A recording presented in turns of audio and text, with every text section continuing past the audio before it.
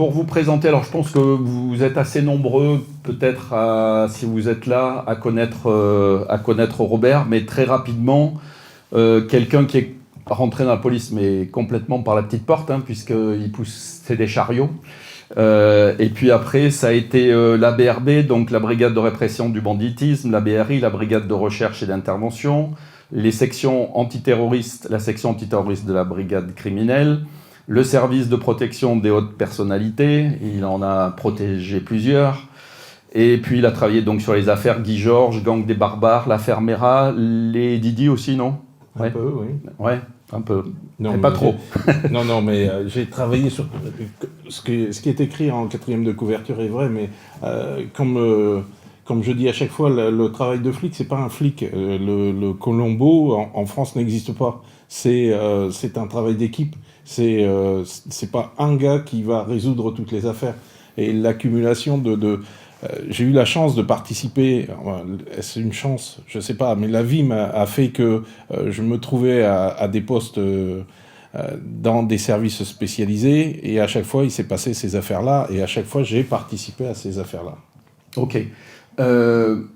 L'enfance, pourtant, et le départ, ça n'a pas été simple, ça n'a pas été de tout repos, des débuts difficiles, et ça commence fort, j'allais dire, donc né sous père inconnu. De père inconnu. Et puis il y a un personnage qui est Edgar, et j'ai été assez surpris du fait que vous n'en ayez pas été plus traumatisé, parce que quand même, vous a fait vivre...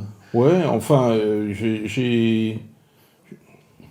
le traumatisme, tout compte fait, je m'aperçois que, je crois que c'est Tahar Ben Saal qui parle du bénéfice post-traumatique. Tahar Ben Saal est un chercheur chez Harvard, et il a développé ça récemment, et je me suis dit, tiens, mais quelque part, depuis presque 60 ans, je suis dans le bénéfice post-traumatique. À savoir, c'est sûr que j'ai vécu un traumatisme, c'est sûr que mon enfance a été, on va dire, douloureuse, mais cette enfance douloureuse, moi je m'en suis servi comme un tremplin. Le traumatisme, je vous explique, Rémi, moi j'estime que le traumatisme, on le porte sur les épaules. On a un traumatisme, on l'a sur les épaules, on l'a sur la tête, sur les épaules, et étonnamment, moi le traumatisme, je l'ai mis sous moi, et je me suis dit c'est un trampoline, et à chaque fois que je sautais dessus, je rebondissais plus haut, et j'ai toujours rebondi plus haut. Alors donc le traumatisme, dès l'instant où on s'aperçoit que on le regarde, on ne le revit pas, je le regarde et je saute dessus. Et plus je saute, plus je vais haut. C'est très intéressant parce qu'on a quand même beaucoup d'exemples et de personnes qui rongent leurs freins avec ma maman ne m'aimait pas, je prends cet exemple-là, etc.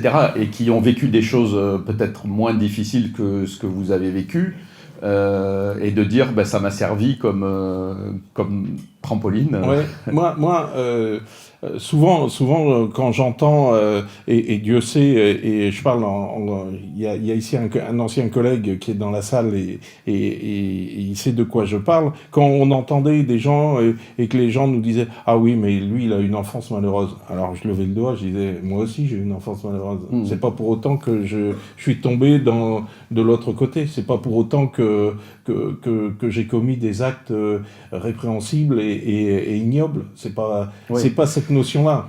Alors, c'est pas le sujet du soir, mais ça serait quand même intéressant, cette fameuse résilience, de savoir quels sont les éléments qui ont fait que ça a basculé du bon côté, quoi. Alors, c'est sûr que c'est pas l'objet de cette réunion, mais ça en fait partie. Oui, bien sûr. Parce que ça m'a forgé quelque part. Ça a forgé ma personnalité. Ça a fait que, grâce à ça, je dis bien grâce en plus à ça, grâce à ça, j'ai pu me rendre compte que on pouvait blesser des gens de façon autre qu'avec une arme ou avec quelque chose. Lorsque je me regarde, j'ai dû être blessé. J'ai été blessé. Il y a des paroles qui tuent, hein. Voilà. Effectivement. Donc, on va parler de votre don, de la guérison, etc. Mais j'aimerais bien qu'on parle un peu de la police, parce que dans cet espace, on parle souvent des soins, etc. Mais de la police, on n'en a jamais parlé. Moi, j'ai beaucoup aimé votre livre parce que il redore un peu le blason de la police, hein, la grande famille, l'esprit d'amitié, puis surtout la rectitude, la façon de... Bon. Et ma perception, c'est que on a quand même, alors je ne sais pas si c'est depuis les ripoux, les années 80, etc., je ne parle pas pour moi, mais je dis d'une façon générale d'un population française, il y a une image de la police qui n'est pas forcément... L'image de la police, ça dépend de comment on rencontre la police.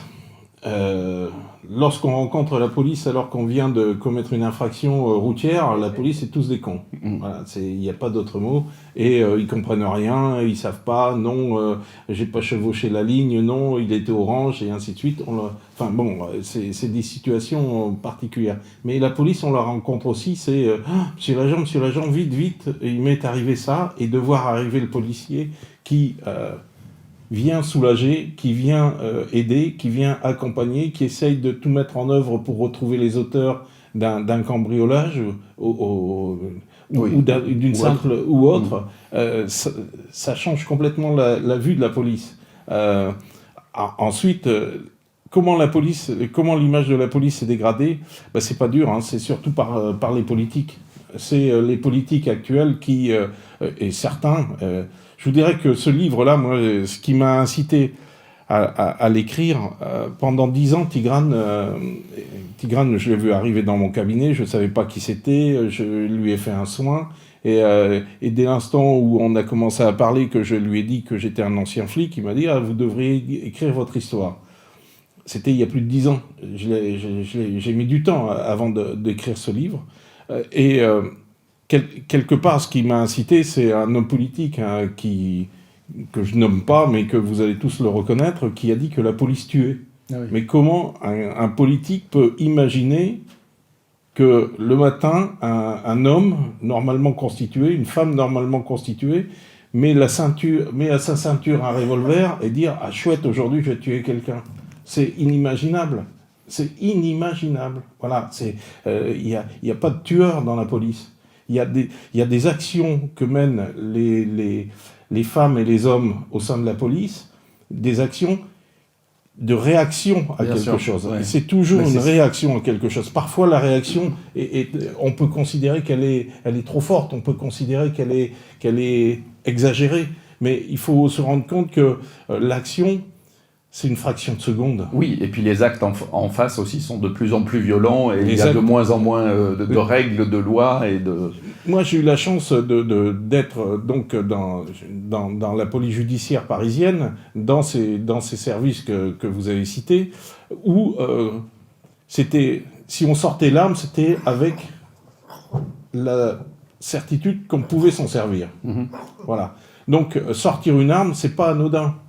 Le gars qui sort l'arme, dès l'instant où vous la sortez, c'est une responsabilité parce que vous êtes dans la possibilité de vous en servir. Et là, ça change complètement la donne. C'est une certaine forme on sort pas l'arme pour fanfaronner. On sait que c'est un acte, on sait que c'est un acte fort. Après, s'en servir, c'est un acte encore plus fort. Moi, je m'en suis servi.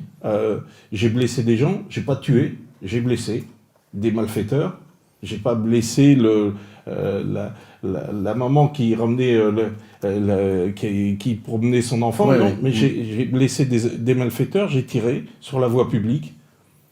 Bon, j'ai eu de la chance, j'ai été entendu par l'IGS et la légitime défense a été reconnue. Parce que la légitime défense pour un flic est la même que pour vous. Il n'y a aucune différence. Il n'y a pas de régime, dans l'exercice de... Il n'y a pas c'est la même chose, la légitime défense est la même pour un simple citoyen que pour la police. La réponse à de mémoire, la légitime défense, c'est la réaction doit être proportionnelle à... D'accord, ouais. À l'acte premier. Alors, une autre question sur la police. On dit, ou en tout cas, moi je l'avais entendu dire, que la France est une des meilleures polices du monde. Ouais. Est-ce que c'est encore vrai? Et pour quelle raison, selon vous? Elle l'est parce que Il faut savoir qu'au sein de la police nationale française, nous avons un organisme qui forme des polices à l'étranger, mais de nombreuses polices à l'étranger sont formées par des fonctionnaires de police et de France, et qui se déplacent et qui vont faire des formations, au même titre que les écoles de police françaises reçoivent des auditeurs étrangers. Donc oui, la police la police française, pourquoi elle est réputée dans le monde? Parce que c'est une police républicaine. On oublie que c'est une police républicaine. C'est quelque chose où la plupart des fonctionnaires qui composent cette police sont tous avant tout républicains. Avant d'être flics, ils sont républicains. Ouais, d'accord. Donc, avec les 3 mots, la République, liberté, égalité, fraternité, qui est franchement quelque chose de fort. La police française, moi j'ai eu l'occasion d'aller plusieurs fois dans des pays étrangers pour donner de la formation, pour vendre de la formation de policiers. Et les policiers étaient étonnés. Chez nous, il y a très peu de corruption. Et elle doit exister, mais c'est vraiment à la marge. Oui, c'est vrai que le nombre de polices à travers le monde où il y a une corruption énorme, il suffit d'aller dans certains pays et vous vous faites arrêter par le fonctionnaire. Vous savez que si vous présentez le passeport avec un billet de X à l'intérieur, il va ouvrir et il va regarder le passeport, il va prendre le billet et puis vous partez. En France, non. Ouais. En France, ce genre d'action, c'est quasiment impossible. Ouais, je comprends. Bon, et puis il y a aussi, il y a eu quand même, je m'attendais à ce que vous alliez me dire, c'est peut-être là que je voulais vous amener, il y a beaucoup, j'allais dire, d'inventions et d'initiatives de la police scientifique qui ont été quand même initiées en France. Oui, qui ont été initiées en France, mais ça c'est un aspect particulier de la police. Il y a eu beaucoup de créations françaises, l'ADN, la reconnaissance génétique et ainsi de suite, la recherche génétique, la recherche... On est toujours en train d'essayer de chercher. Il faut savoir qu'en France, on a quand même une capacité énorme à essayer, la police française, à toujours anticiper ce que la partie adverse va mettre devant nous. Ouais, okay. On essaye toujours c'est comme un jeu d'échecs. On essaye de comprendre le coup suivant avant de mettre nos billes dans le même panier. Et donc de l'anticiper, de mettre des garde-fous et de s'y préparer. On est rue de Vaugirard, ça doit vous évoquer quelque chose. Tout à fait. Bon voilà, je ne sais pas si vous voulez dire un mot dessus, mais... Voilà. Rue de Vaugirard. Mais oui, si, rue de Vaugirard, ça a été ma première enquête d'essai lorsque j'étais dans le commissariat de Saint-Lambert, qui est pas très loin, qui était dans un square à côté du square Saint-Lambert, rue Lecourbe et rue de Vaugirard pour les Parisiens. Donc rue de Vaugirard, ma première enquête d'essai, c'est là que j'ai rencontré la première fois la mort, et c'était une forme de bizutage quelque part. Voilà. Ouais. Donc bon, c'est très bien expliqué dans le livre. L'idée, c'était pas de le développer maintenant, mais c'était un clin d'œil, quoi. Alors, ce qui va peut-être nous intéresser, c'est les qualités particulières ou pas que vous avez au sein de la police. Et mon sentiment, ça a été que votre capacité de perception, l'intuition, etc., ça a été complètement intégré par vos collègues et ils en ont tenu compte. Bien évidemment, vous dites, à un moment, vous tirez, justement, en ville, c'était où il y avait ces 2 personnes qui étaient devant un bureau de poste, ouais, etc. Et pour vous justifier auprès de votre hiérarchie, c'était en pleine rue, je resitue un peu le contexte. Donc il tire 2 ou 3 fois, il y avait du monde partout. 5 fois. 5 fois.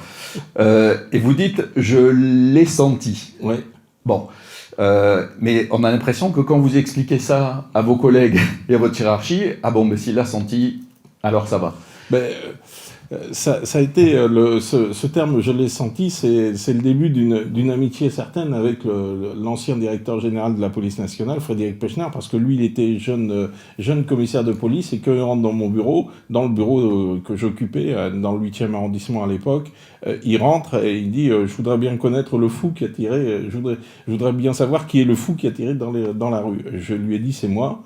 Alors il m'a regardé, et on s'est regardé dans les yeux, et il m'a dit mais pourquoi vous avez tiré? Et je lui ai dit, mais parce que je l'ai senti. Et de manière régulière, même lui il le répète, il dit, mais de la façon dont je l'ai dit, c'était sûr, il n'y avait pas d'équivoque, il n'y avait pas de danger à ce que je tire dans cette situation-là, et la preuve, je l'ai senti. Oui, oui, mais alors, enfin, ça appelle une autre question. Est-ce que parce que vous avez quand même... Avant l'action, Rémi, si vous permettez, avant l'action de tirer, il y a quand même l'anticipation de percevoir qu'il va se passer quelque chose. Oui, parce que si on le sent très bien. Si je reste à un poste d'observation qui était le mien, je n'aurais pas tiré. Et je ne serais pas intervenu si j'avais pas senti, si je n'avais pas anticipé le moment où j'allais tirer. Ah ben oui, oui. Mais est-ce que, donc ça appelle une autre question, est-ce que parmi vos collègues et au sein de votre carrière, ces capacités de perception, ça ne vous a pas aidé dans votre progression? Parce que vous avez commencé en poussant des chariots, et puis vous avez fini chef de cabinet du directeur de la police nationale. Donc c'est une belle progression. Donc il y avait toutes les qualités au niveau de la technique, de l'apprentissage, ok, tout ça très bien. Et décidément, c'est pas de bol. Mais est-ce que justement cette intuition, ça vous a pas quand même aidé à de multiples reprises à dénouer des affaires que peut-être sans recours à cette intuition très certainement, très certainement. C'est même certain. Ça m'a permis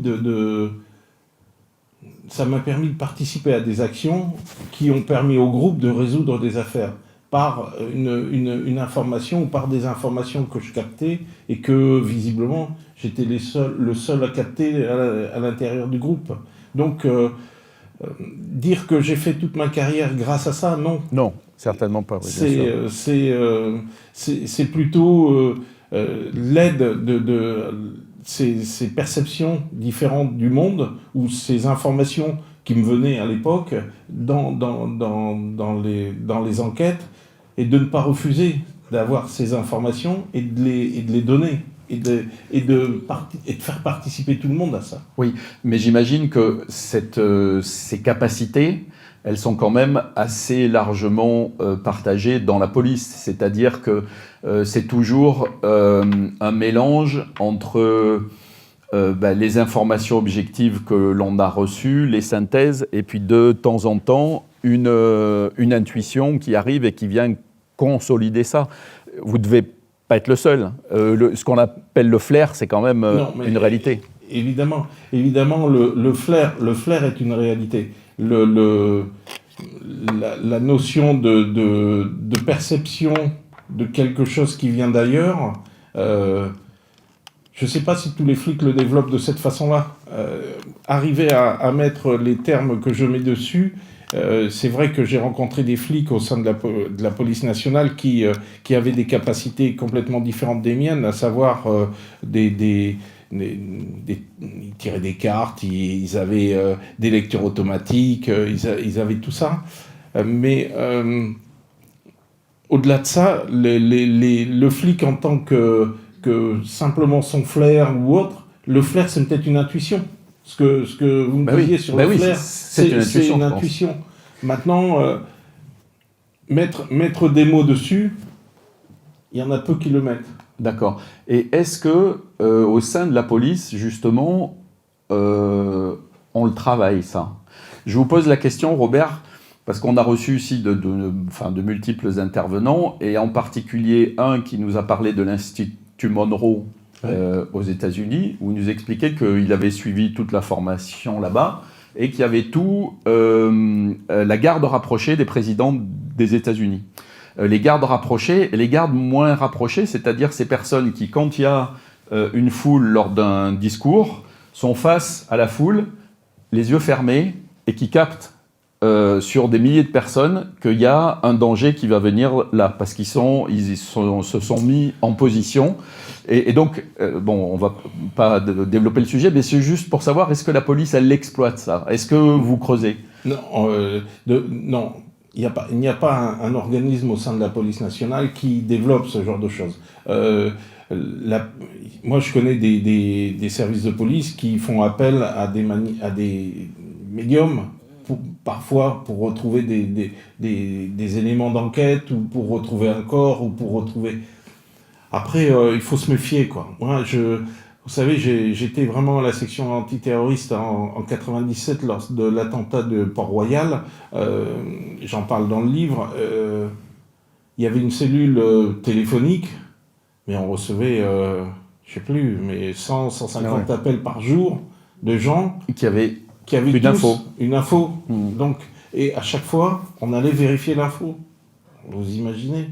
À chaque fois, et c'était notre rôle d'aller... donc, il y avait un groupe enfin, il y avait des groupes de fonctionnaires qui allaient vérifier des infos. Ouais. Et donc, quelque part, on peut pas on n'occulte pas la possibilité qu'un médium prouve quelque chose, mais on ne joue pas avec le médium. On ne peut pas jouer qu'avec ça, bien sûr. On ne peut pas jouer qu'avec ça. Il faut un tissu un faisceau qui permet de... Ouais. Alors j'évoque ça parce qu'on a eu ici des personnes qui nous en ont parlé, etc. Mais il y a eu une cellule aussi aux États-Unis, sans doute en Russie, peut-être aussi ici, des personnes qui font de la vision à distance, et on a retrouvé des personnes emprisonnées dans un pays exotique parce que les personnes qui se mettaient en connexion voyaient la vue qu'il y avait à partir du balcon de l'appartement où la personne était enfermée. On a dessiné toutes les baies, les immeubles, la hauteur, et ils ont retrouvé des personnes comme ça. Il y a un avion aussi qui s'est écrasé, c'était en République démocratique du Congo, donc une forêt équatoriale immensissime. On a donné la carte à 3 ou 4 personnes qualifiées de cette manière-là, qui toutes ont défini un périmètre de 1 cm² et on a retrouvé l'avion. Voilà. Donc, bon, visiblement, dans la police, il n'y a aucune recherche dans ce sens-là. À ma connaissance, il n'y a pas de service ou de personnes qui se disent, tiens, on va pouvoir essayer de déterminer au sein de la police nationale ou prendre des... Je vous le redis, je l'ai vécu, il y a des fonctionnaires qui font appel à des médiums. Oui, c'est ça. Ouais. Mais c'est individuel, c'est particulier, ce n'est pas une généralité. Le droit français, vous savez, est quand même bien bordé. Et le droit français, il va falloir expliquer comment on a trouvé l'info et le coucher sur un procès verbal. Ouais. Dire que Madame Machepon du Gazon nous a donné comme information au vu d'une oui, mais pour l'instant, ouais, mais moi je l'accepte. Ouais. Mais tout le monde n'accepte pas. La justice. Et imaginez ce genre de choses devant des avocats qui vont dire mais. Vous vous foutez de nous. Ouais. Alors, un autre élément que j'aimerais relever, c'est juste un mot que vous avez dit à l'occasion. Je vous laisserai développer la scène. Dans un bar, un exécuteur qui vient tuer quelqu'un, et il se trouve qu'il y a 2 personnes au bar qui essayent de s'interposer. Les 3 sont exécutés, du coup. Et vous dites, je ne sais plus exactement ce que vous dites, mais oui, et vous vous demandez ce qui les unissait. Oui. D'accord. Alors, qu'est-ce qui vous fait dire ça? Une mort comme ça, particulière aussi... Je me pose la question sur tout un tas de morts. Qu'est-ce qui unit moi, la mort... Là, c'est aborder la mort. Aborder la mort, moi, ça ne m'impressionne pas, ça ne me fait pas peur. De manière générale, la mort n'est qu'un passage pour moi dans mon esprit. Donc, quand j'ai vu cette scène... ça m'est venu spontanément. Qu'est-ce qui les unissait ?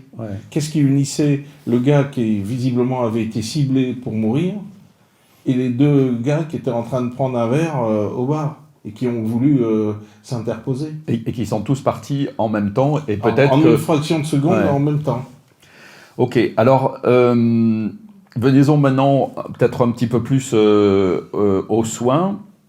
Voilà, j'avais marqué là. Est-ce que votre intuition finalement n'a pas été l'arme fatale de votre réussite? Donc sur les soins, donc vous avez beaucoup... L'arme fatale de ma réussite dans la police. Là, non, lorsque je regarde le passé de flic que j'ai été, c'est sûr. Souvent, je dis, mais j'ai un parcours complètement atypique, c'est certain. Il y a eu un préfet que je ne nommerai pas qui m'a dit Robert, vous êtes quand même le seul guérisseur en France décoré de la Légion d'honneur et de l'Ordre national du mérite. Et c'est vrai que c'est assez atypique. Mais pour arriver là, et je pose la question dans le livre, ces deux décorations, je continue à me poser la question, pourquoi j'ai reçu ces deux décorations? Est-ce que c'est pour mon métier de flic ou est-ce que c'était parce que j'étais guérisseur? Ouais, ok. Si quelqu'un a la faux, je suis preneur. Hein. Alors, ce côté guérisseur, justement, il démarre très tôt. Quand vous étiez enfant, vous soignez un chien, ouais. Et puis il y a la grand-mère, ma grand-mère Angèle. Maternelle, Angèle, à qui je dédie le livre d'ailleurs. Ma grand-mère maternelle qui est le pivot central de la famille, parce que ma mère a une vie un peu décousue, on va dire, et ma mère aimante, que j'aime et qui m'a bien aimé, mais le pivot central, sur lequel repose toute la famille, c'est ma grand-mère maternelle.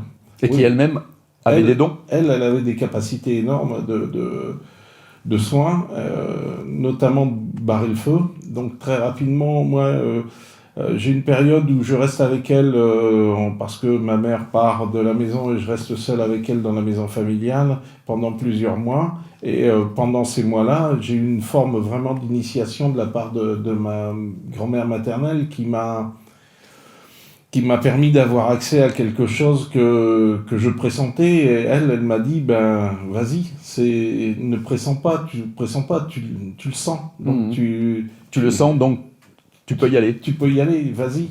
Et de là, oui, ma grand-mère avait des capacités. Elle avait des capacités assez inquiétantes également. Enfin, pour moi, qui étaient inquiétantes à l'époque, il y a certains matins, elle me disait, bon, il faut aller dire à... J'ai ce prénom-là en tête, à Adonis, il faut aller... Petit, il faut que tu ailles dire à Adonis qu'il se prépare. Je ne comprenais pas. Et donc, parce que ma grand-mère avait la capacité de percevoir la mort 3 jours avant des personnes. Et donc, j'allais voir la personne pour dire... Mes mères m'a dit qu'il fallait que je se prépare. Et, c'est pas possible et tout. Donc, voilà. D'accord. Et puis ça se produisait derrière. Ça se produisait. Ok. C'était assez flippant quand même. Voilà. Et alors, parmi toutes les interventions que vous avez pu avoir, donc plusieurs questions, c'est est-ce que vous êtes capable de traiter tout? Ou est-ce qu'il y a un certain nombre de pathologies, je ne sais pas, très graves, des maladies auto-immunes, etc., sur lesquelles vous pouvez rien faire? Donc, peut-être dites-nous déjà ce sur quoi vous êtes très bon, ce pourquoi vous réussissez très bien, alors, et puis un peu moins bien. Alors, Rémi, j'ai une phrase, mais il faut la comprendre dans le bon sens. J'ai une phrase qui résume, qui répond à cette question-là. Je ne sais pas ce que je ne peux pas soigner. Je ne sais pas ce que je ne peux pas soigner. Quand je dis ça, il y a des fois, j'ai 3 zonas sur la même semaine qui viennent. J'en soigne 2, pas le 3e. Il y a des gens qui viennent avec des eczémas, mais couverts d'eczéma. Ça part. Il y a une personne qui vient parce qu'elle a l'eczéma dans une main, je ne peux pas la soigner. Je suis vraiment dans l'humilité là-dedans, parce que je ne peux pas savoir ce qui ne va pas marcher. Je mets tout en œuvre pour que ça marche. Je fais tout ce qui est dans mes perceptions pour que ça marche, et des fois ça ne marche pas. Pourquoi ? Je sais pas, je pense que de toute façon, souvent je dis aux personnes qui viennent me voir, moi je ne suis que le canal. Que le canal entre vous et l'endroit où vous allez vous guérir ici dans un espace-temps qui est complètement différent du mien. Donc c'est important, vous leur dites, c'est vous qui allez vous guérir. Oui, très souvent, très souvent, c'est la phrase que j'emploie en disant à travers moi, je ne suis rien, je ne suis que le canal. C'est lorsque je suis allé voir ce prêtre qui me dit, mais quand je lui dis je ne suis que le canal, et il me confirme, il me dit, mais c'est vrai que vous n'êtes que le canal. Ouais. Voilà, je suis le canal de quelque chose de bien plus grand qui met en relation avec la personne qui est devant moi, parce que visiblement la maladie qu'elle a, elle n'a pas trouvé le chemin pour aller chercher le remède qu'il faut quelque part dans cet univers qui nous entoure. Alors vous parlez du prêtre, ça m'amène à cette question. Votre grand-mère, elle était très croyante, très pieuse. Ouais, vous très parliez pieuse. de... je ne sais pas quel est le terme que vous utilisez. Et alors il y avait plein de bondieuseries. Des bondieuseries, voilà. Donc, dans le terme de bondieuserie, on voit bien quand même qu'il y a un peu de critique derrière. Non, et puis non, pas de critique, mais de superstition, peut-être, au travers des objets, etc. Oui, comme beaucoup, elle avait des statues de Sainte Rita, de Saint-Antoine, de Notre-Dame de Lourdes, de plein, il y en avait partout. D'accord. Donc c'est ça les bondieuseries dont je parle, c'est ce genre de choses. Après, elle était très très très croyante, son chapelet tous les jours, voilà, elle ne loupait pas une messe, c'était D'accord. moi je suis croyant, Oui. je suis de religion catholique, chrétienne, je pratique, mais je ne suis pas un fervent pratiquant. D'accord. Il y a en tout cas le Mais respect. je respecte et de la tradition. je me réfère, et la preuve en est, dans le livre, à un moment donné, je l'explique, je suis confronté à une scène qui ressemble un peu à un truc d'exorcisme, et je vais voir, je demande à aller voir des prêtres exorciseurs du diocèse de Paris. Je vais les voir, parce que c'est ma religion. Donc, Ouais, il faut...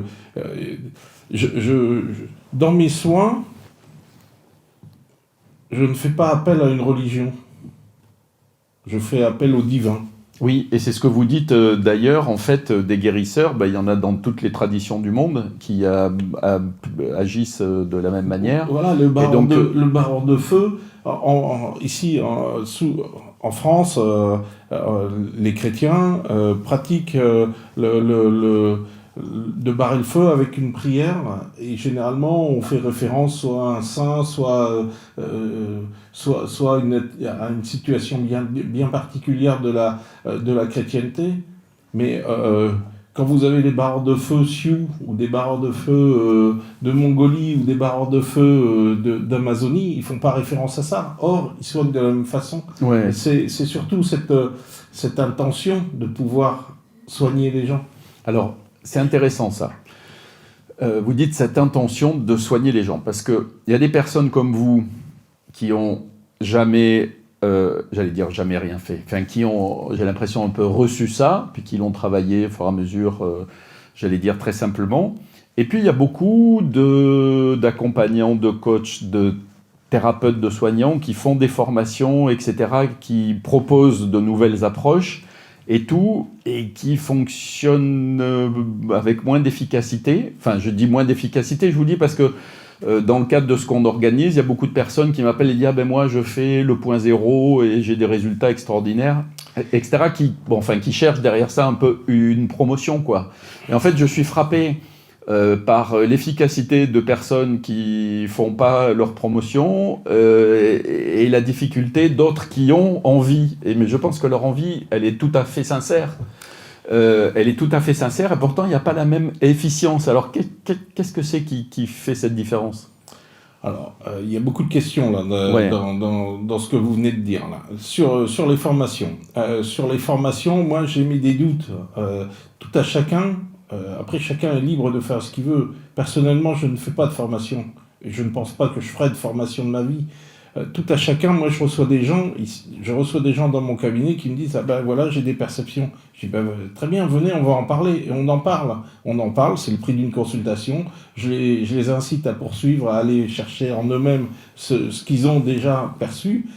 Après, je ne peux pas critiquer ceux qui font les formations comme je ne peux pas critiquer ceux qui vont aux formations. S'ils estiment qu'il faut une forme de légitimité quelque part, un cachet de formation, pourquoi pas? Vous me parliez de la multiplicité de personnes qui soignent aussi actuellement. Oui, et de la multiplicité des approches aussi. Mais moi avant, quand je soignais dans mon petit coin, voilà, j'ai toujours eu assez de monde pour... je cherche pas, d'ailleurs. J'en profite, c'est le moment de le dire. Je suis full de chez full. C'est pas la peine d'essayer de... Je suis full de chez full. Le but, j'essaye de soigner le maximum de personnes, mais le maximum de personnes pour moi, c'est 30 à 40 par mois, pas plus. Actuellement, je dois être à 400, 500 demandes. Non, c'est complètement fou. Alors, je vois monsieur qui souffle, mais il y a des gens qui ont accès à moi, je ne sais pas comment, parce que je prends pas forcément chronologiquement. J'ouvre des SMS, il y a des mots qui me touchent, il y a quelque chose qui fait que je demande à la personne de venir me voir. C'est compliqué à gérer aussi, pour moi, parce que je ne m'attendais pas à ça. Je ne m'attendais pas à rencontrer autant de détresse, autant de difficultés actuelles dans la société française et à travers, au-delà de la société française, parce que j'ai des personnes qui m'appellent quasiment du Canada, de Belgique, de Suisse, de partout. Et ce qui fait que c'est de constater cette difficulté qu'ont les gens à pouvoir trouver des thérapeutes corrects à côté de chez eux. Maintenant, je ne suis pas le seul. J'estime que j'ai une certaine éthique, une certaine droiture. Maintenant, je ne dois pas être le seul dans cette éthique et dans cette droiture. Il y en a plein d'autres c'est à vous à faire le discernement, à faire un discernement basique, à savoir si fuyez le guérisseur qui va vous dire ah là là, mon prof dame, mon pauvre monsieur, là c'est un cas très compliqué, il faut revenir au moins 3 ou 4 fois. Celui-là, vous le mettez de côté, c'est pas possible.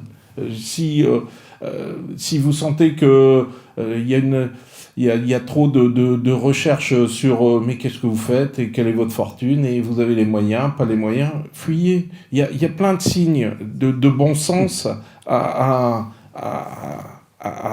suivre. Suivez votre bon sens, suivez votre instinct, votre propre instinct. Après, le nombre de métiers différents que je m'aperçois, là, maintenant j'ai des énergéticiens, j'ai des... Il y a plein... Putain, non, moi je suis guérisseur. Je suis rebouteux de la ville. Alors, le rebouteux... Il touche. Il manipule. Et alors, vous touchez pas. Hein, c'est touche pas. À 10 cm. Voilà, donc je touche pas. Mais donc, je suis le guérisseur. C'est un mot simple, guérisseur. Mais j'en reviens à ce que vous disiez. Vous disiez tout à l'heure, bon, c'est pour ça que j'ai peut-être un peu dévié, vous disiez l'intention oui. Alors, je ne sais pas si on peut dire soigner. Tiens, d'ailleurs, c'est une autre question. Vous soignez ou vous soulagez ? Je soigne, j'assume. Et vous n'êtes pas... Servir et guérir. Guérir, oui. Servir et guérir. Pourquoi ? Oui, parce qu'il y a des... j'ai plein d'exemples de personnes qui viennent avec un Zona, ils n'ont plus le Zona, sans avoir pris de médicaments. C'est leur propre auto-guérison. Oui, tout à fait. Mais à travers moi, ils sont soignés. Oui, mais derrière la question, vous n'avez pas eu de difficultés par rapport aux institutions, à l'ordre des médecins, etc. Vous n'avez pas le droit de soigner, vous n'êtes pas médecin, etc. Je ne dis pas que que ma vie est simple, Rémi. Ah. J'ai eu l'occasion quand même d'être mis dans l'œil de la Mivilude, mais bon, j'assume, il n'y a aucun souci. Et alors, l'issue de cet œil de la Mivilude? Bon, peut-être vous n'auriez pas été flic, peut-être il serait allé plus loin pour vous chercher des poux, non? Je pense pas, parce que à un moment donné, quand vous commencez à avoir une certaine ampleur médiatique, on va dire une visibilité, pas une ampleur, une visibilité médiatique ou autre, ça, il y a de la convoitise, il y a de la jalousie, il y a tout ça. Or, moi, je suis jaloux de personne et je n'envie personne. Et mes propres soins, ce sont des soins. Ce sont des soins qui, encore une fois, je ne dis pas que... Moi, j'accompagne sérieusement un nombre incalculable de personnes qui sont atteintes de cancer et qui font de la radiothérapie ou qui font de la chimiothérapie et ainsi de suite. Ils viennent me voir pour avoir un complément. C'est le complément. C'est l'infusion qu'on peut prendre en plus le matin en se disant ça va faire du bien. Est-ce qu'on peut me reprocher, moi, de recevoir quelqu'un et de le mettre debout et simplement devant lui en disant continuez la chimio, la chimio réussit sur vous, c'est parfait, maintenant on va essayer de faire passer les douleurs qui sont autour de vous ou vous permettre d'appréhender différemment votre maladie. Oui, donc votre intervention par rapport au cas du cancer, par exemple, c'est-à-dire que vous soulagez les effets secondaires des chimios ou des traitements, mais est-ce que vous êtes arrivé, par exemple, de soigner des cancers, de guérir intégralement des cancers? Non. Ok. Non, je ne peux pas dire que j'ai guéri. D'accord. J'ai de nombreux exemples de personnes qui viennent avec des cancers et qui passent devant mes mains et je leur dis, tout compte fait, selon moi, c'est nettement moins grave que ce que vous pouvez imaginer. Parce qu'ils me font un tableau de leur cancer de façon particulière et précise, où tout est grave et que c'est la fin du monde. Et là, je leur dis non. Et le nombre de personnes qui reviennent à la fin, ils me disent, vous savez, vous aviez entièrement raison. Ouais. Ce que vous m'avez dit m'a aidé parce que effectivement, les cellules cancéreuses du poumon, grâce à la chimio et à la radiothérapie, n'existent plus. Ouais. Vous l'aviez vu, alors qu'au départ, c'était gravissime. Oui, puis mais c'est pas... le fait de cet accompagnement sur des maladies graves, et c'est... moi, je l'ai de façon régulière toutes les semaines. Oui, puis vous contribuez à changer la façon de penser de la personne. Oui. Hein, ça, c'est... Très certainement. Moi, dans la pratique qui est la mienne, déjà, donc, je prends la personne, je prends le téléphone pour prendre le rendez-vous. J'aime bien au son de la voix. Au son de la voix, il y a quelque chose qui fait que sentez. Je sens. Je l'ai senti. Ouais. Voilà, donc je l'ai entendu, je l'ai senti, et je prends telle personne. Et ensuite, la personne vient, s'installe, et spontanément, il y a comme un lien qui se fait, et la personne me raconte très souvent une histoire qui n'a rien à voir avec la maladie, mais sans s'en apercevoir, elle touche l'origine de la maladie. Elle va me chercher elle-même l'origine de ce qui a provoqué la maladie. Une question que je ne vous ai pas posée quand on parlait de la police. Donc, vous avez soigné beaucoup de vos collègues, etc. Si bien que c'est bien raconté dans le livre, hein, quand vous arriviez dans un nouveau service, votre réputation de guérisseur, elle prévalait peut-être ou elle venait avant celle... Bon, voilà. Mais est-ce que vous avez soulagé des prévenus qui auraient été en situation difficile ou très difficile? Non. C'est... non. Ok, ça ne s'est pas... Ça s'est pas produit. Voilà. Présenté, quoi. Ça s'est pas présenté. Non, je n'ai pas le souvenir d'avoir soulagé un prévenu, comme quoi il n'était pas en danger, vous voyez, au sein de la police nationale. Alors, maintenant, un sujet qui est à peine, qui est effleuré dans le livre, mais parce que ça a été une expérience. J'ai envie de dire, vous pouvez vous lâcher sur ces sujets-là, parce qu'on a reçu des personnes comme Jean-Claude Bourré, Jean-Pierre Petit, etc., pour évoquer la vie extraterrestre. Ouais. Et donc, il y a le cas de Joséphine, qui vient vous voir. Donc, si vous pouvez en dire quelques mots et dire... C'est très simple et j'assume complètement ce que j'ai vécu parce que c'est la réalité. Moi, Joséphine, donc, elle se place devant moi et pour un soin, elle venait suite peu de temps après le décès de sa mère et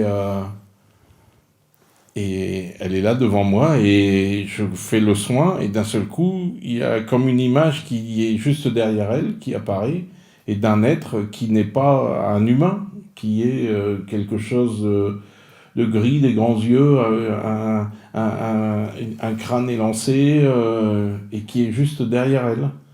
Donc je suis surpris dans un premier temps.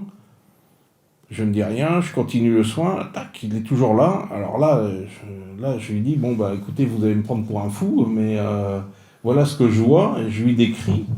Et là, elle me regarde, elle me dit, oh, j'attendais ce moment depuis si longtemps que quelqu'un me dise ça parce que je le ressens. Je sais que j'ai ça. Est-ce qu'elle vient d'un autre monde ou est-ce qu'il y a quelque chose d'autre qui est autour d'elle qui vient d'un autre monde? Ça, pour moi, oui, j'en suis sûr. Est-ce qu'elle vient de ce monde-là? Très certainement. Maintenant, il faut admettre, là, en une phrase, je vous fais admettre beaucoup de choses, à savoir l'existence d'êtres extraterrestres, l'existence qu'ils puissent être là, omniprésents, attaché à quelqu'un, une personne, oui. et est-ce que et admettre que des terriens soient peut-être incarnés en tant que terriens, mais provenant d'une autre race, d'un autre espace-temps. Ouais. Et alors, est-ce que, depuis le livre, etc., j'imagine que c'est quelque chose qui vous a interpellé quand même. J'imagine que vous avez dû essayer de comprendre, essayer de creuser. Vous avez fait des échanges. Est-ce que, je sais pas, il y en a plus à dire que dans le livre. Ça a été une succession de personnes qui sont venues me voir à l'issue de ça. J'en ai eu 3-4 qui sont venus me voir avec et à un moment donné, je me suis même dit, j'avais recontacté Joséphine pour lui dire, mais t'en as parlé à quelqu'un parce qu'il y a plein de personnes qui viennent me voir et qui sont dans le même cas, quoi. Et non, elle n'en parlait pas. À croire qu'il y avait un lien invisible qui a fait qu'il y a plein de personnes qui venaient pour avoir confirmation il se passait quelque chose avec moi. Et alors, est-ce que cette présence, elle l'a gênée? Est-ce qu'elle l'encombrait? Non, pas du tout. Ah, d'accord. Elle attendait que ça parce que elle s'est toujours sentie, elle est toujours vivante, elle est toujours là, et je l'ai reçue récemment encore, on en a discuté, au contraire, elle est dans l'attente que ça aille plus loin, qu'on lui donne d'autres indications. Mais elle ne relève pas de perturbations dans sa psyché, dans sa vie, etc. Elle n'est pas gênée, quoi. Elle n'est pas gênée. Non, mais parce qu'il peut y avoir parfois aussi des présences qui perturbent complètement la vie normale, quoi. Non, elle le gère de façon saine. Il n'est pas présent en permanence. Ce personnage n'est pas présent en permanence.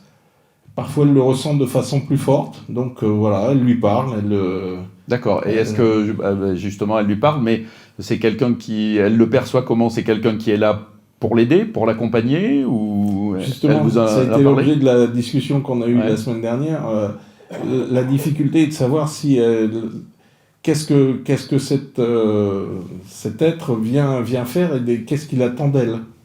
Et pour l'instant, elle n'a pas de réponse. Alors, je ne crois pas que ça soit dans le livre, mais peut-être dans les interviews que j'ai écoutées. Vous avez parlé de Joël Sternheimer, qui était Sternheimer. Voilà. Alors, c'était un ami à vous par les hasards de la vie ou par les sujets qu'il traitait et qui rejoignaient les sujets qui vous intéressaient? Alors, comment j'ai connu Joël Steinheimer? Joël Steinheimer était un physicien voilà. De renom qui a travaillé sur les protéodies. Les protéodies, ce sont des... Il a mis une équation pour rendre audible la production des protéines que notre corps fait. Donc il a appelé ça les protéodies, Joël Steinheimer. Et Joël a travaillé à Princeton et ainsi de suite, et était un physicien de renom là-dessus. Il a travaillé beaucoup avec Ben Vedist, avec Marc Henry, avec plein de personnes qui travaillaient sur le son, sur la propagation du son. Et comment j'ai rencontré Joël Steinheimer? J'étais à l'école de police à Cannes-Écluse, Philippe il doit s'en souvenir, et j'ai été blessé au cou. À savoir, au cours d'un entraînement de physique, j'ai eu une violente entorse du cou. À savoir, j'ai un gars qui m'est tombé dessus alors que j'avais la tête sur un medicine ball, donc voilà, transporté en urgence à l'hôpital de Versailles, poste de Minerve et ainsi de suite. Donc j'étais bloqué, j'ai failli être tétraplégique, ça s'est pas fait. Et je reviens sur Paris et j'ai un ami qui s'appelle Michel Renoma pour ne pas le citer, qui est toujours un ami. Et Michel, quand il me voit arriver, il me dit écoute, je connais. J'ai eu en contact avec Joël Steinheimer, je ne le connaissais pas, il me dit, je pense qu'il va pouvoir te soigner. Et je lui dis, mais qu'est-ce qu'il fait? Il me dit, il va te faire écouter des sons au téléphone, tu vas voir. Donc j'ai Joël au téléphone, et je lui dis, voilà ce qui m'arrive, je lui décris, et là il me fait écouter un son, et il éclate de rire, et il me dit, vous allez rire parce que ce que je vous ai fait, c'est un décodage du cou du poulet. Et j'étais flic. Donc, il avait décodé une partie de protéines qui venaient d'un cou du poulet qui était impliqué dans l'entorse. Pour moi, c'est très complexe et j'y comprends plus rien. J'y connais rien du tout. Je parle avec les termes que sont les miens, qui ne sont pas du tout des termes scientifiques. Cette écoute-là m'a soulagé. D'accord, juste l'écoute au téléphone. Juste l'écoute au téléphone. Ok, et derrière ça, une amitié s'est nouée avec lui, vous avez échangé, mais est-ce que, j'allais dire, vous avez un peu exploré la façon dont vous travaillez? On a beaucoup parlé avec Joël, parce que ensuite, avec Joël, je l'ai accompagné. Nous sommes allés... j'ai fait une expérience avec lui sur une molécule anti-sécheresse, ce qu'il avait appelé une molécule anti-sécheresse, vu que je partais 15 jours en Afrique noire, et il m'a dit écoute ça pour voir ce que ça fait sur toi. Et j'écoutais une fréquence, donc ce sont des sons bien précis, du décodage qu'il avait mis en application par rapport à l'équation qu'il a fournie. Et cette écoute-là m'a permis de ne quasiment pas boire, alors que tout le monde était assoiffé et je n'avais pas soif. Mais les conséquences ont été que derrière, il a fallu me soigner pour les reins parce que les reins étaient desséchés. Les reins étaient desséchés. Vous voyez, donc c'était pas anodin non plus. Cette pratique d'écoute des protéodies est une écoute particulière et très précise. Et donc Joël, il a suivi Joël comprenait très bien ce que je faisais. Il me disait, mais toi, tu as une fréquence qui interagit sur quelque chose. Il dit, tôt ou tard, la science sera bien obligée, au même titre, c'est lui qui me disait ça, au même titre que il a fallu un microscope pour voir les bactéries, les virus, les microbes. Tôt ou tard, si la science s'intéresse, on trouvera peut-être une machine qui déterminera que Rémi a telle fréquence et qu'il émet telle fréquence dans telles conditions, qui rentre en équation, qui rentre en concordance avec telle personne dans la salle et que ça lui permet de se soigner. Alors, les outils dans la physique sont de plus en plus fins pour ça, puisqu'il y en a. Est-ce que c'est vous qui en parlez c'est pas Korotkov, c'est... non. Mais en tout cas, vous avez été approché par quelqu'un, aussi une femme médecin qui avait un zona, pour essayer justement de mesurer. Alors, est-ce que c'est une question de fréquence, etc. Mais effectivement, il y a bien un moment où le magnétisme, on va arriver à l'évaluer. Souvent, je à le parle mesurer, de ça. quoi. Il suffit de faire des recherches et vous vous apercevez qu'il y avait un pavillon, avant la Seconde Guerre mondiale, il y avait un pavillon dédié à l'hypnose et au magnétisme à l'hôpital de la Pitié-Salpêtrière. Il y avait un pavillon qui était dédié au magnétisme et il y avait un pavillon qui était dédié à l'hypnose. Voilà. Et la pharmacie, par la chimie, est passée par là. Bon, ça, ça on coupera. Ça, peut-être. Non, mais enfin, je ne sais pas. Mais ça, c'est une certitude. Vous faites des recherches, vous retrouvez ça. Vous vous dites, mais oui, c'est étonnant. Mais pourquoi est-ce que... C'est étonnant. Ça a été occulté. Alors, dans le prologue du livre, vous dites « La vie est une période d'enseignement importante pour l'âme qui habite un corps physique. » Oui. Il n'y a rien à rajouter. Justement, alors, je partage la même conviction, hein, mais c'est une invitation. Non, mais... parce que c'est peut-être pas la compréhension. Évident. Non, mais c'est évident que... Enfin, pour moi, c'est évident que notre âme habite ce corps physique, qui est le mien, qui est le vôtre, chacun a sa propre âme. Et cette compréhension de dire que cette âme fait une expérience du physique, parce que moi je travaille dans l'immatériel, dans l'invisible, dans le non palpable. Mon travail c'est ça, c'est le non palpable, l'invisible, et je me dis mais il y a une force inouïe là-dedans. Donc cette âme elle traverse tout ça, elle est dans cette perception là, elle est dans tout ça. Et pourquoi là, cette fois-ci, je crois à la réincarnation? Pourquoi je suis Robert Martin, blanc et européen cette fois-ci, et que peut-être une fois précédente, j'ai été noire, africaine et dans d'autres situations. Alors justement, je l'évoquais, les expansions de conscience, par exemple, c'est quelque chose que vous avez pratiqué? J'ai jamais pratiqué. Non.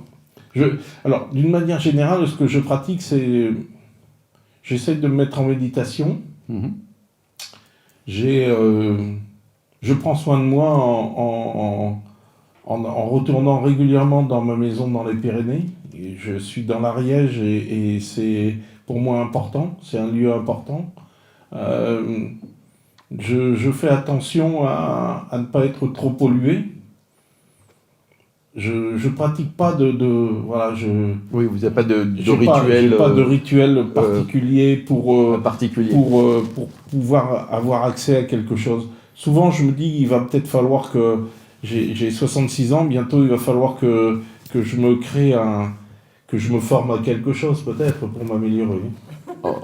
Oui, enfin, avec une liste d'attente de 400 ou 500 personnes, vous avez le temps de voir venir. Et ça m'amène à une question. Tiens, dans le livre, il n'est jamais question d'argent. L'argent a été pour moi un gros problème. Lorsque je me suis installé il y a 10 ans, je ne savais pas comment gérer la demande de l'argent. On ne m'avait pas donné les codes pour ça. Donc il y a 10 ans, il y a plus de 10 ans maintenant, il y a 11 ans, lorsque je m'installe, j'avais mis une boîte à la sortie du cabinet en mettant vous mettez ce que vous voulez.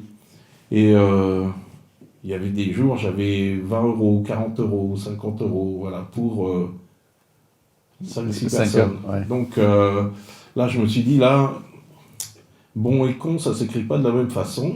Donc on va essayer de devenir un peu plus rationnel. Donc j'avais mis sur le site, j'avais dit, c'est 30 €, mais je ne fais pas payer les femmes, je ne fais pas payer les enfants et les personnes âgées. Et j'avais essentiellement une clientèle de femmes et enfants, mais avec un accompagnant qui avait toujours besoin d'un soin. Ouais. Donc voilà. Donc là, j'ai dit bon, là, c'est vraiment ça. Il faut rentrer. Et j'ai eu la chance de rencontrer une psychologue de renom, Evelyne, qui qui m'a dit Robert, ce que vous faites est trop beau, trop fort pour galvauder ça, et vous ne pouvez pas ne pas demander une somme suffisante pour ce que vous faites. Donc fixez un tarif et vous vous y tenez, et après vous vous adaptez, et c'est ce que je fais. J'ai fixé maintenant je suis à 90 € la séance, je m'adapte après en fonction. Oui. Voilà, en fonction des situations. Étonnamment, j'ai une phrase, c'est le tarif est fixé à 90 € et vous me donnez ce que vous pouvez. Plein de gens me donnent 90. Il y en a peu qui me donnent 150. Ouais. Ouais. Mais la notion d'argent est compliquée dans ce monde. Enfin, surtout en France.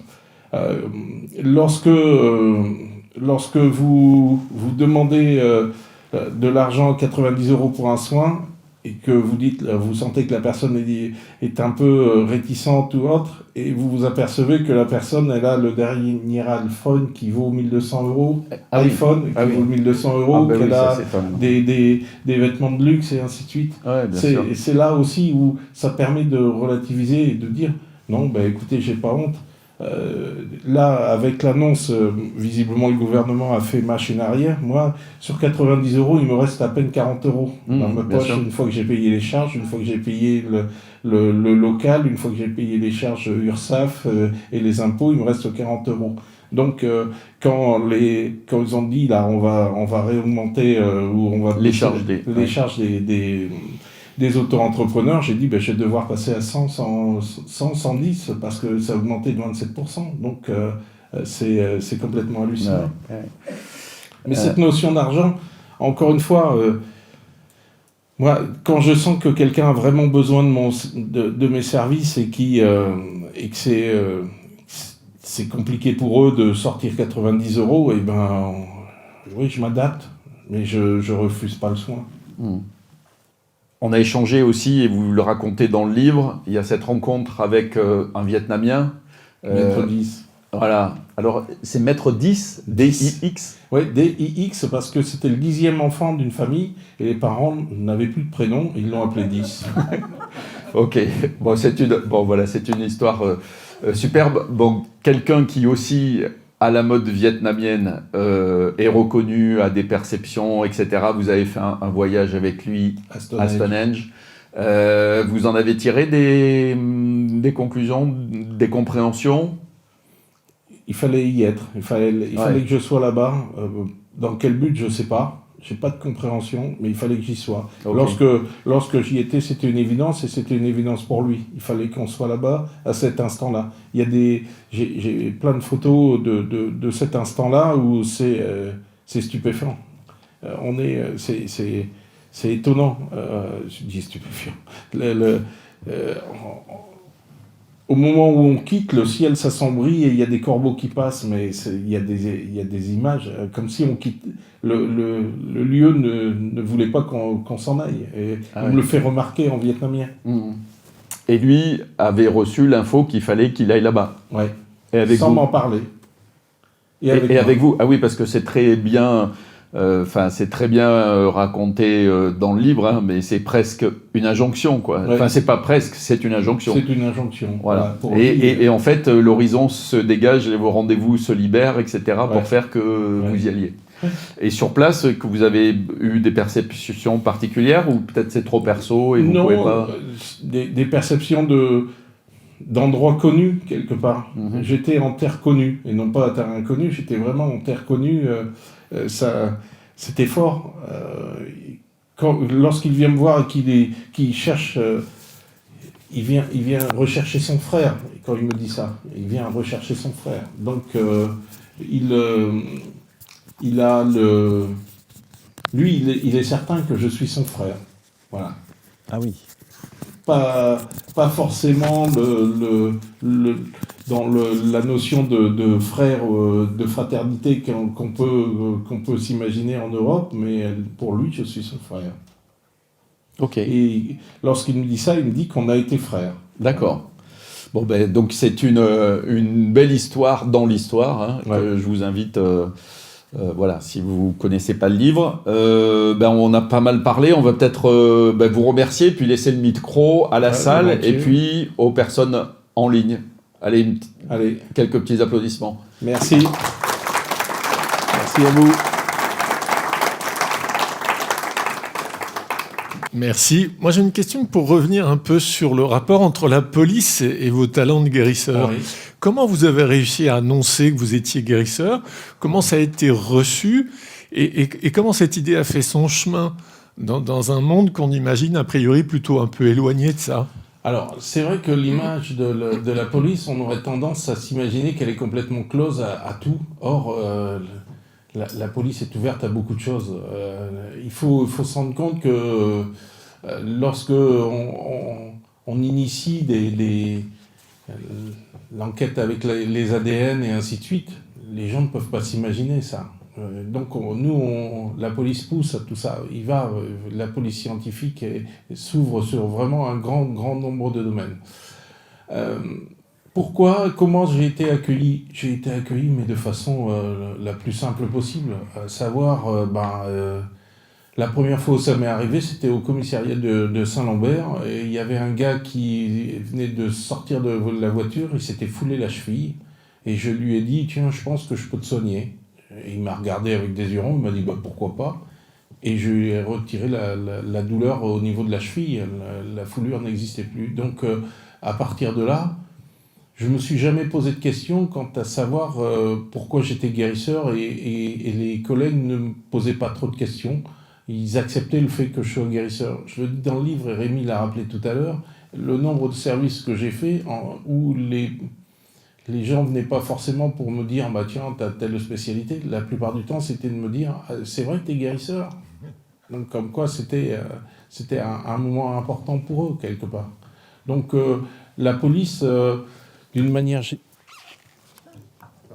Si, ça marche. La police, d'une manière générale, m'a toujours bien accueilli, jusqu'aux plus hautes sphères. Lorsque j'ai été chef de cabinet du directeur général de la police nationale, place Beauvau, j'ai reçu un nombre de conseillers du ministre, de ministres et de tas de choses qui venaient parce qu'ils avaient entendu parler de mes capacités.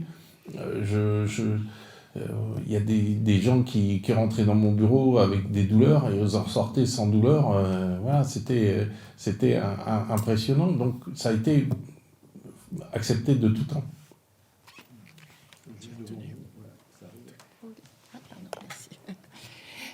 Merci. Et je suis très intéressée par la notion de guérisseur et de canal. Oui. Il y a pas mal d'années, j'avais rencontré justement un guérisseur qui normalement avait été brûlé au 3e degré de partout et il aurait dû mourir.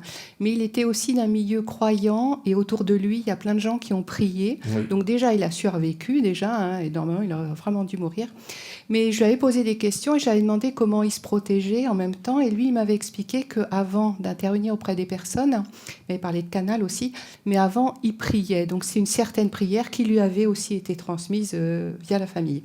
Mais ma question, c'est est-ce qu'il vous est déjà arrivé justement d'accueillir des personnes qui ont des troubles respiratoires, que ce soit l'asthme ou des choses plus graves, etc., y compris avec le transgénérationnel. C'est-à-dire que parfois, vous avez des personnes, elles ont beau prendre toutes sortes de médicaments, voilà. Et du coup, avec mon mélange de canal, est-ce que par le biais d'un canal, il peut éventuellement y avoir quelque chose de l'ordre de la guérison, mais y compris transgénérationnel. Vous allez me dire que ça dépend encore des personnes, mais voilà, j'aimerais bien, si vous avez déjà accueilli des personnes comme ça, s'il vous plaît. Alors, d'abord, vous avez abordé un sujet qui me tient à cœur, la protection, se protéger. S'il y a des gens ici qui pratiquent ou qui veulent pratiquer, ça c'est la première des choses à faire, c'est bien se protéger. Se protéger, c'est s'aimer. La notion d'aimer et d'amour. Cette notion d'amour, s'aimer en totalité. Mais quand je dis s'aimer, c'est s'aimer au plus profond. Il faut être avec son propre amour, son amour propre, il faut s'aimer. Il faut s'aimer tel qu'on est, avec nos défauts, nos qualités, mais il faut s'aimer. Si on s'aime, on peut donner de l'amour. Cette protection est indispensable. Si vous ne vous aimez pas, si vous avez des doutes sur votre propre capacité, c'est que vous ne vous aimez pas. Si vous avez des peurs, c'est que vous ne vous aimez pas. La peur est l'ennemi de l'amour. Donc la notion d'amour est importante. Et quand je dis un amour propre, c'est vraiment son amour propre. La protection, elle se fait de différentes façons. Après, c'est parfois pour certains des rituels, pour certains ce sont des prières, pour certains ce sont des pensées, pour certains ce sont des gestes. Moi, en tant que tel, je me conditionne. Lorsque je reçois la première personne de la journée, je remercie le Créateur, je remercie Dieu de me permettre de réaliser sainement quelque chose dans la journée, dans tous les soins qui vont se passer dans la journée. Ça, c'est important. Une fois que le soin a été pratiqué, moi, je pratique le nettoyage avec de l'eau. Je me nettoie les mains, mais jusqu'à hauteur du coude. L'eau froide, je fais partir et je sens réellement ce que j'aurais pu capter ou ce qui pourrait rester dans le canal, dans le tuyau, c'est une purge. Je nettoie ça avec cette eau froide qui me permet de me nettoyer.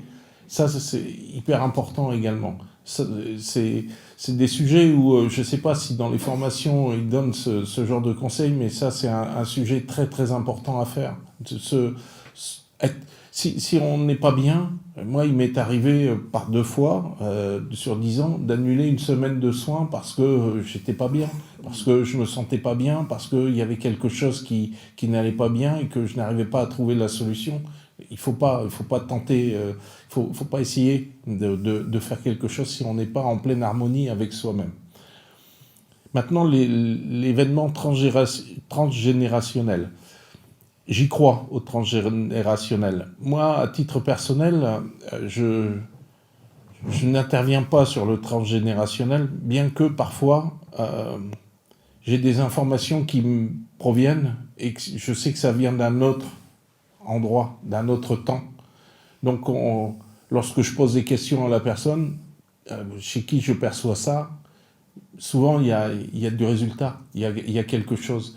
Sur l'histoire des poumons encombrés, tel que vous me l'avez précisé, j'ai eu l'occasion d'accompagner des personnes. J'ai eu l'occasion d'accompagner 2 personnes qui en sont mortes d'emphysème jusqu'au dernier souffle.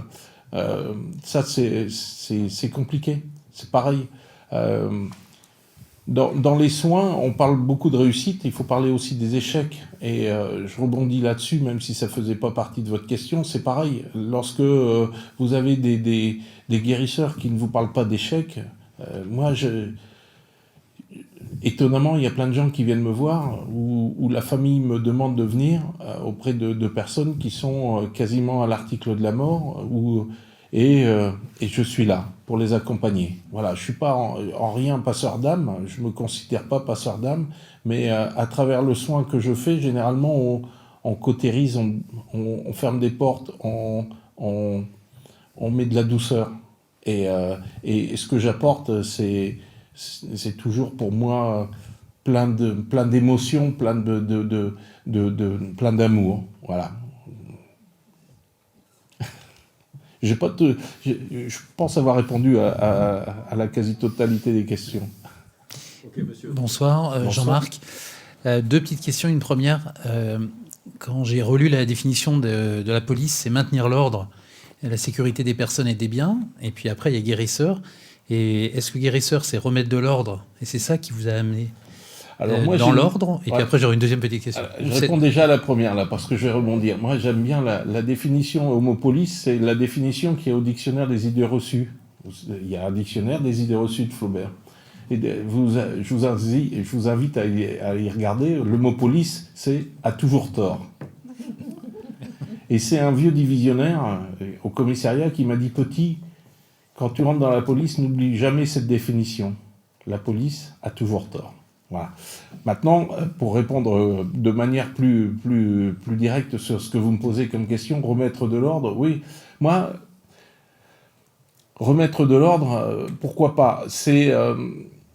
pourquoi j'ai pris le mot magnétiseur quand je me suis inscrit à l'INSEE en tant qu'auto-entrepreneur, j'ai fait défiler les métiers et il y avait guérisseur et il y avait magnétiseur. Et j'ai pris magnétiseur, pourquoi? C'est parce que c'est la même cellule, la même origine que accordeur de piano. J'ai trouvé ça très beau. Voilà. Le début de mon numéro INSEE est le même que les accordeurs de piano. Et deuxième petite question, moi je suis directeur d'unité de 400 personnes et quand je rentre à la maison, je retrouve ma femme qui est à ma gauche, qui fait... il y a beaucoup de points communs avec votre métier puisqu'elle le pratique.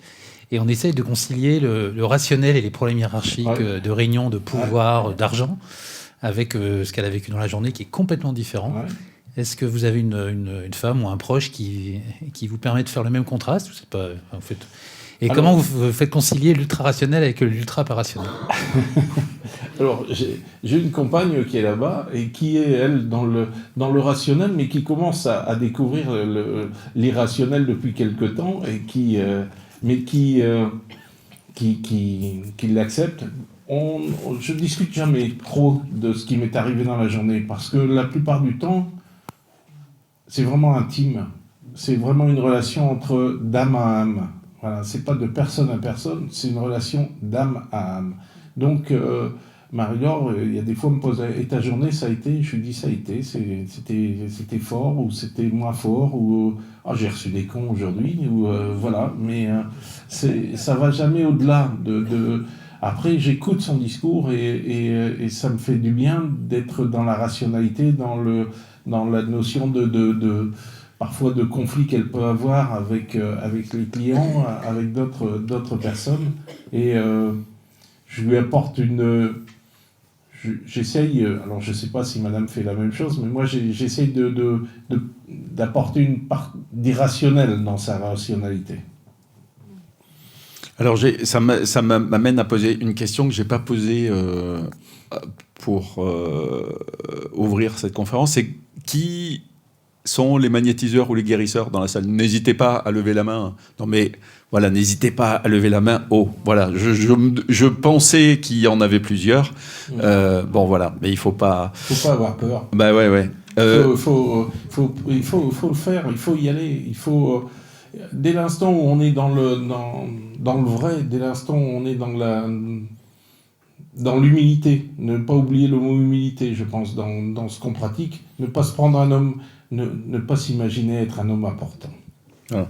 Et alors j'en profite pour reprendre deux questions qui sont en ligne. Est-ce que, quand vous parliez tout à l'heure de l'ouverture dans la police, vous disiez oui, est-ce que c'est toujours le cas aujourd'hui, on nous demande? Je pense sincèrement. Oui, parce qu'en fait, ça fait pas très longtemps que... Il y a 10 ans, lorsque je l'ai quitté, c'était le cas. Ça s'ouvrait. Et le nombre de fonctionnaires qui m'écrivent en me disant, voilà, je veux pratiquer, je fais ceci, cela, je leur donne des conseils.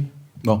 Et il y a une personne qui demande, est-ce que vous avez pu intervenir, avoir de bons résultats pour des personnes qui sont addictes à la drogue, alors que ce soit au cannabis ou à des drogues plus dures? Et après, elle a une autre question annexe, mais qui, à mon avis, est hors sujet. Elle vous demande, est-ce que vous êtes pour la légalisation du cannabis? Bon. C'est hors sujet, mais OK. Alors, les addictions, c'est très, très compliqué. Sur les addictions, la plupart du temps, la personne ne veut pas se soigner. Moi, la première question que je pose à quelqu'un qui rentre dans mon cabinet, vous en voulez plus de cette maladie? Vous voulez vous sentir mieux? Ça, ce sont des questions à poser. Parce qu'il y a plein de gens qui vivent à travers leur maladie, qui sont dans leur maladie et qui ne veulent pas forcément en sortir, qui voudraient une amélioration, mais garder un fond, parce qu'on a l'attention sur eux, parce qu'on a quelque chose de plus profond. Donc ça, moi, la première question que je pose, c'est ça. Est-ce que vous voulez vraiment qu'on s'en sorte de cette maladie? L'addiction, la personne ne veut pas s'en sortir. La plupart du temps, il faut vraiment que ça aille très très bas,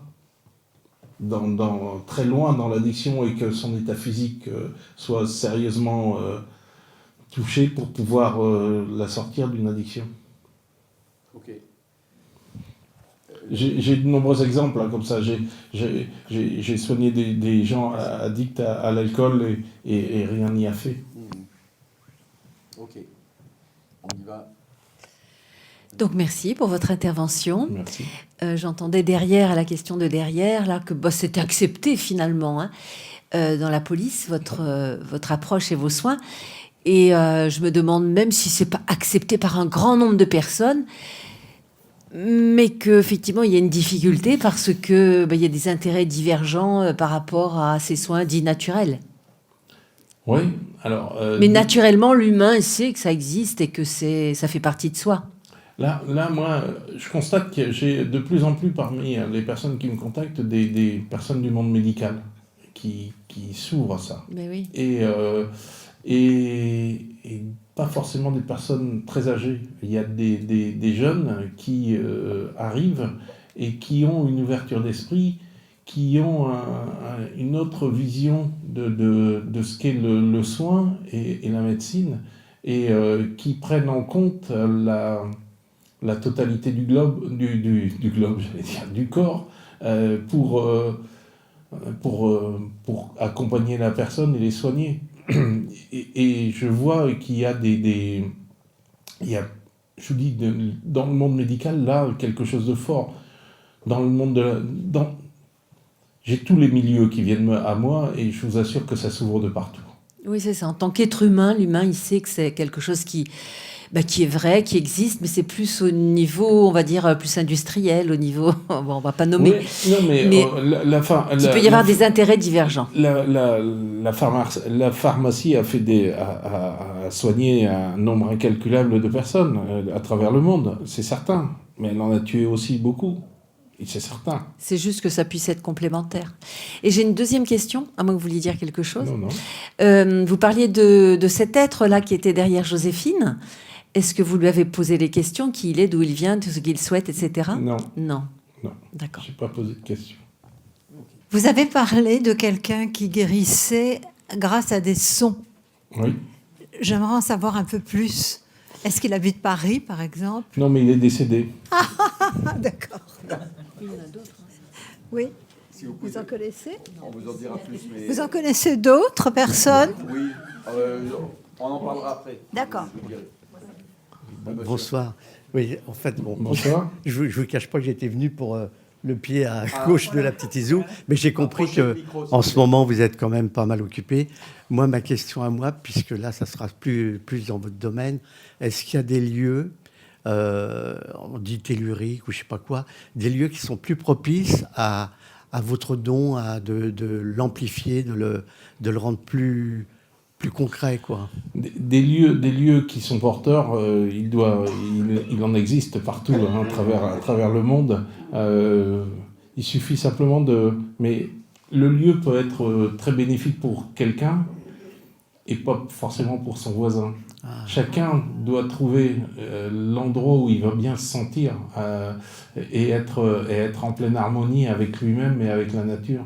Il y a des lieux où vous êtes submergé par une émotion et d'autres où vous êtes refoulé. Mais ce n'est pas forcément la même chose pour votre voisin qui va peut-être être submergé en rentrant dans le lieu où vous avez été refoulé. Donc des lieux des lieux étonnants, il y en a une multitude. Je voulais vous poser une autre question. Vous savez, dans les salons de médecine douce ou des choses comme ça, on voit, alors je ne sais pas si ça repose sur une réalité, mais il y a des gens qui prétendent qu'en faisant une photo Kirliam, on va pouvoir voir la vitalité de quelqu'un, sa santé. Est-ce que ça repose sur un fond Peut-être, je ne sais pas, je ne peux pas mettre en doute. Je ne connais pas ce domaine. Moi non plus, je ne connais pas. Et le fait qu'actuellement, il y a un nombre assez important, et je parle sous le contrôle de Rémi, d'appareils qui détectent les auras, qui voient les... Il en existe. Il y a certains praticiens qui travaillent que comme ça, et je peux pas me permettre de les juger. Merci. Merci. Il y a une autre, monsieur. Oui.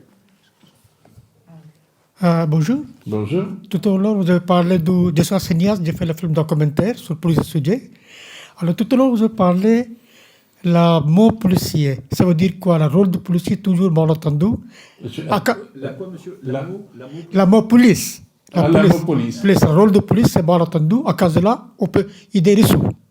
Alors, quand j'étais à Fac au Pakistan, il y a quelque chose de très bien passé. Ça veut dire quoi, la police? P, politesse. Polite, un certain politesse. O, obédiente. Obéit les ordres. Obéir. L, loyauté. Loyauté. I, intelligence. C, courageous. Et enfin, O comme énergétique. C'est ça le rôle de policier. C'est pas la Très peur. beau. C'est très très beau. Très très beau.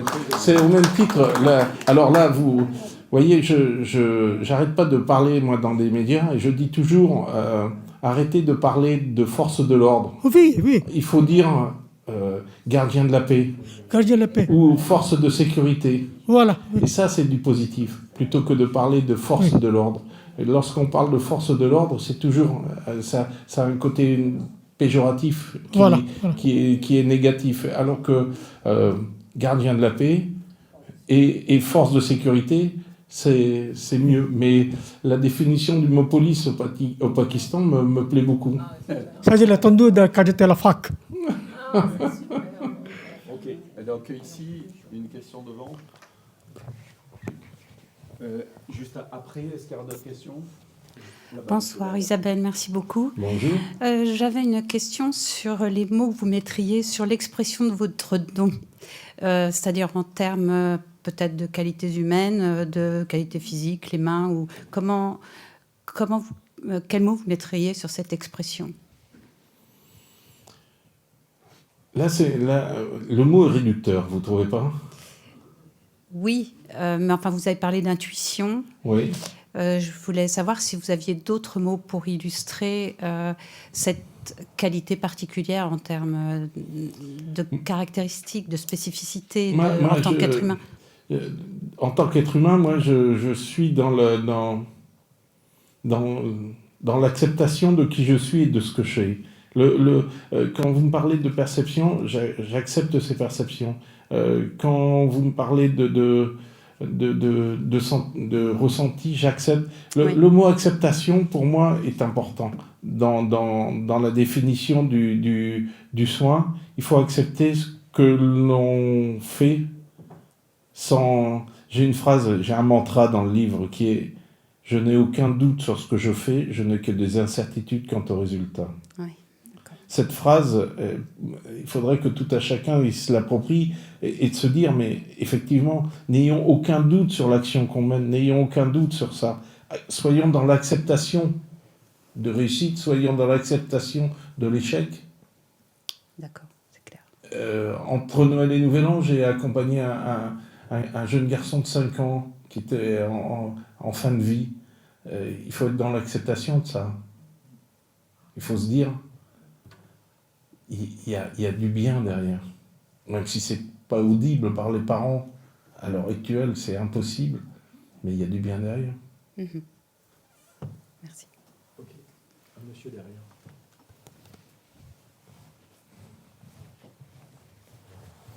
Merci.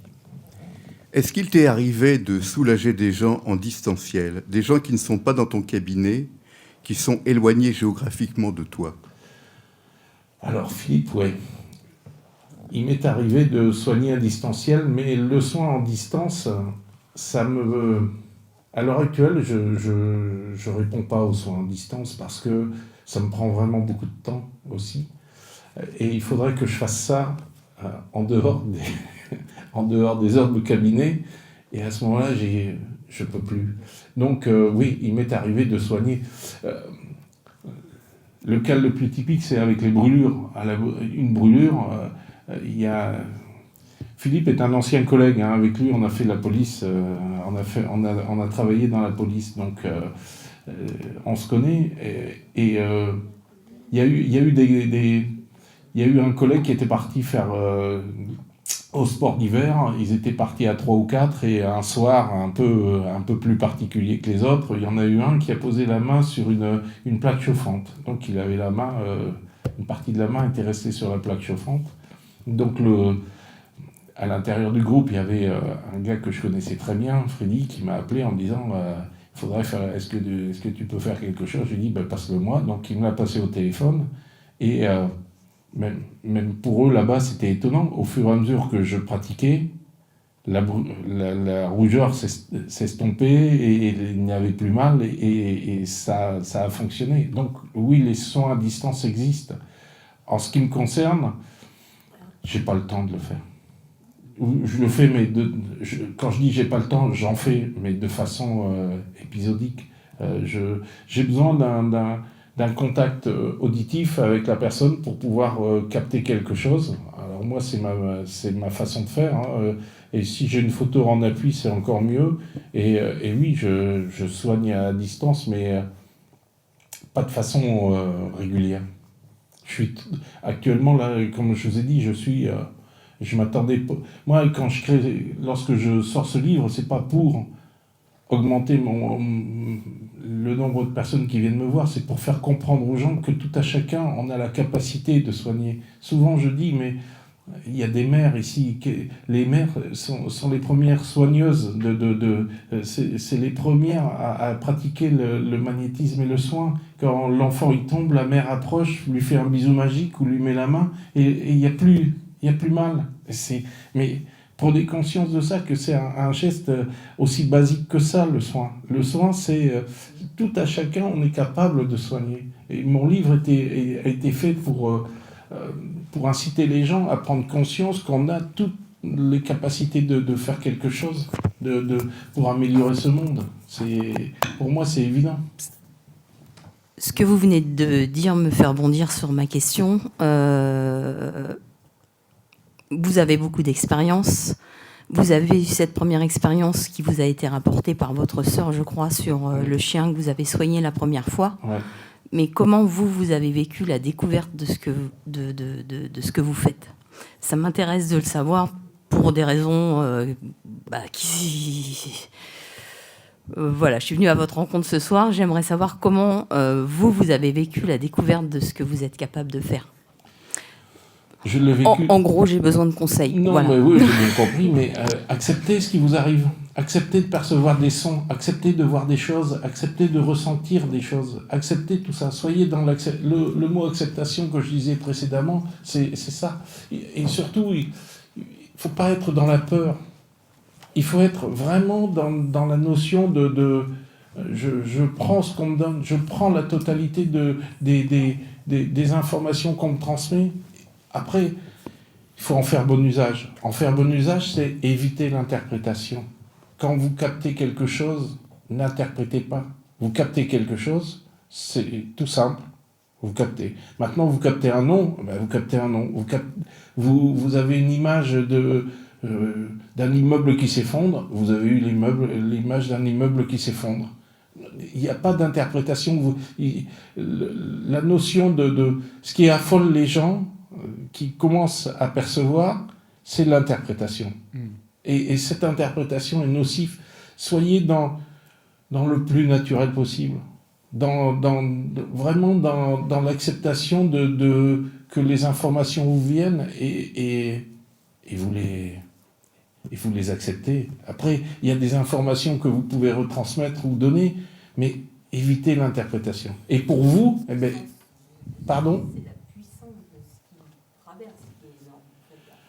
Ouais, c'est puissant, oui, mais comme on n'est rien, c'est pas très puissant.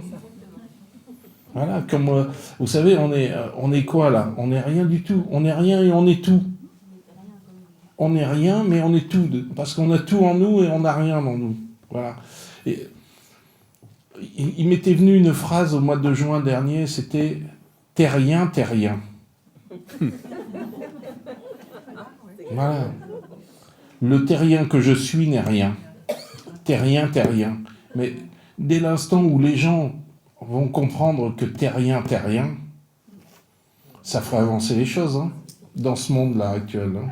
Quel progrès ça serait. Ok, restons sur ce progrès, Robert. Merci beaucoup. Merci. Encore voilà quelques applaudissements.